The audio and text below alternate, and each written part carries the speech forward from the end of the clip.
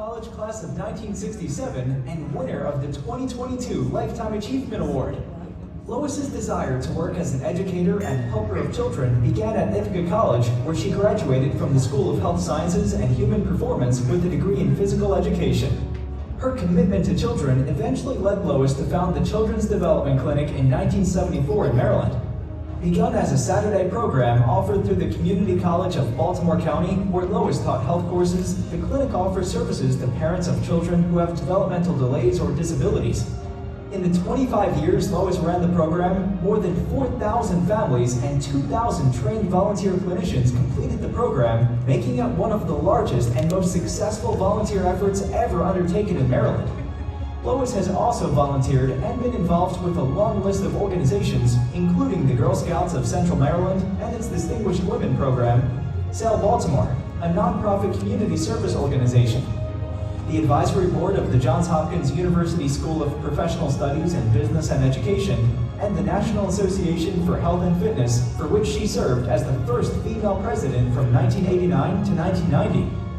Shofer's work as a community leader, mentor, and volunteer earned her a spot on Maryland's Top 100 Women of 2002 list, recognizing the outstanding achievements of professional women in Maryland.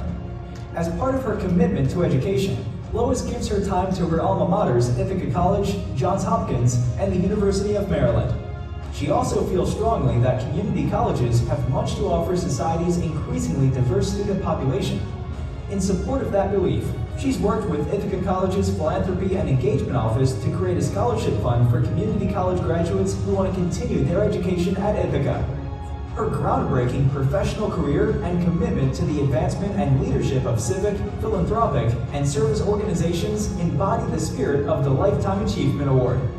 We recognize all her contributions to her Maryland and IC communities.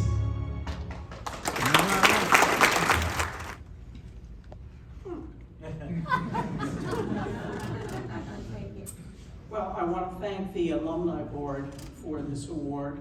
I want to thank the president, a fellow Marylander, Balmer, as they call it.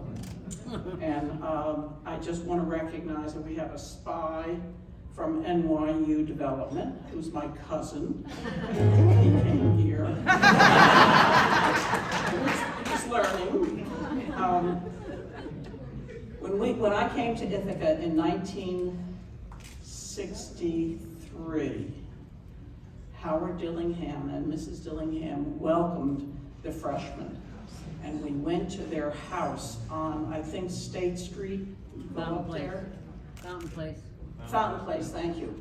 And they were just very, very kind to the students. And if you remember back then, I think our class was the first class where we had dorms up on South Hill campus. And we would take the bus that was from the library downtown up to the campus, which is where the dorms were. But our classes were throughout Ithaca College. The classes were downtown. And so one of the classes we had was in the upstairs from the courthouse. And the dorms themselves, there was a quad, and some of you may not realize, but there was a ski slope at the end where when it snowed, you could go skiing a little bit. The interesting part about Ithaca is that two of my roommates I still am in contact with. One lives in California, and the other actually lives in Maryland. And so Ithaca was very unique back then, and I think it's even gotten better now. The interesting part is that I got involved with the Ithaca newspaper.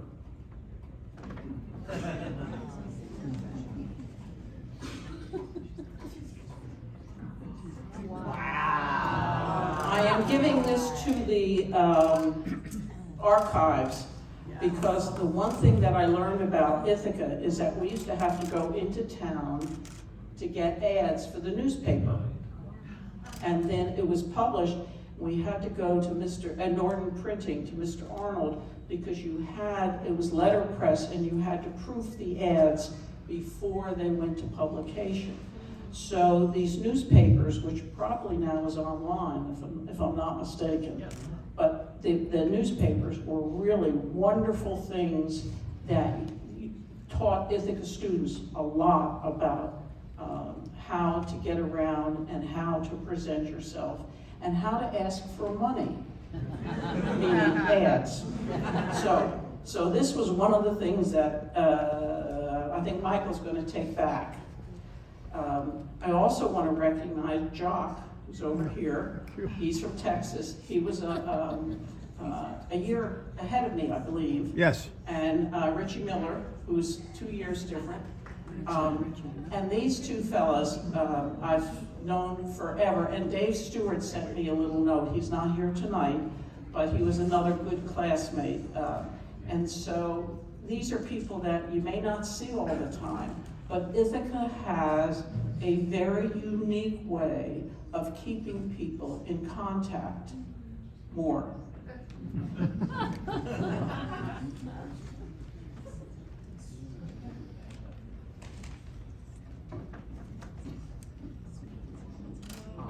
Does anybody remember what this is? Freshmen had to wear them. Ithaca, you can now have it.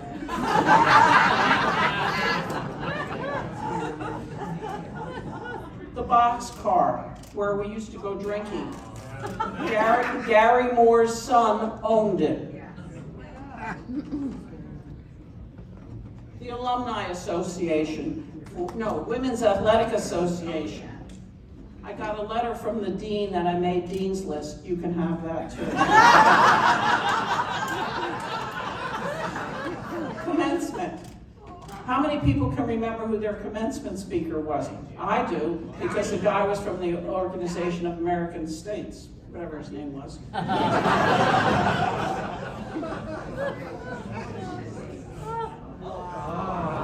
You don't have this anymore, Ithaca. This is when we had Greeks. And this is my paddle. You can have it, the alumni. I still see some of these people. So anyway, there's a few other things, but anyway, the thing that I found most interesting hearing tonight is that there are 70,000 alumni. Now, I can say I have given every year to the annual fund since 1967. And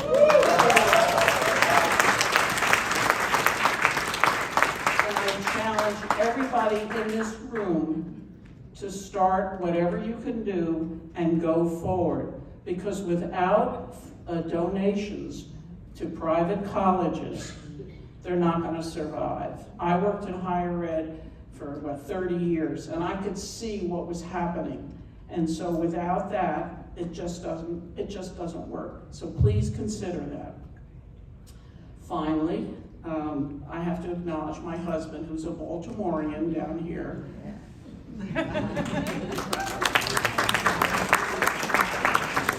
I grew up in New York, and Baltimore people, and you'll understand this, I'm not a native Baltimorean, because I've only been there about 55, 56, 57 years. But growing up in New York and going to school in upstate New York gives you a different perspective on things tremendously. So, there's a quote that I like to share, and it says, if you want something said, you ask a man. If you want something done, you ask a woman.